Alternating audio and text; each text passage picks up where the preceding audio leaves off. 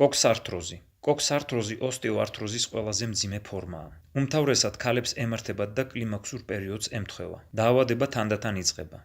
მენჯ-ბარძაყის სახსრის დაავადება პირველად უმნიშვნელოა. მენჯ-ბარძაყის სახსარს თავდაპირველად უმნიშვნელო მონაცვლევითი, ხოლო შემდეგ ინტენსიური ტკივილი ეწყება. მენჯ-ბარძაყის სახსრის დეფორმირებელი ოსტეოართროზის ძირითადი სიმპტომები, რომლებიც ავადმყოფს ექიმთან მისვლას აიძულებს, არის ტკივილი, სახსარში მოძრაობის შეზღუდვა და კოჭლობა. ეს სიმპტომები სხვადასხვა შემთხვევაში სხვადასხვა სიმძლავრისაა. მაგალითად, ზოგიერთი უჩივის ძლიერ ტკივილს, სახსარში მოძრაობა კი არ უჭირს.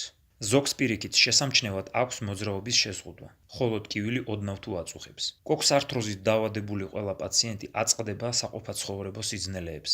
მაგალითად, უჭირს ფეხსაცმლის დასმის შეკვრა, სკამიდან წამოდგომა, ჩაკუზვა. მოსვენებული მდგომარეობიდან აქტიურში გადასვლისას მენჯ-ბარძაყის არეში ტკივილი ძლიერდება, ხოლო გახურების შემდეგ მცირდება. ტკივილის ინტენსივობას ზრდის ვერტიკალურ მდგომარეობაში დიდხანს ყოფნა, ხანგრძლივი სიარული, გადაღლა, ხოლო ტკივილს ამცირებს დასვენება. ზოგ შემთხვევაში ოსტეოართროზი ვლინდება კოჭლობით, რომლის მიზეზია მენჯ-ბარძაყის სახსრის ტკივილი, სახსრის დეფორმაციის გამო კიდურის დამოკლება და კონტრაქტურის განვითარება, კუნთების სისუსტე. როგორც ითქვა, კოქსართროზს ახასიათებს მოძრაობის შეზღუდვაც.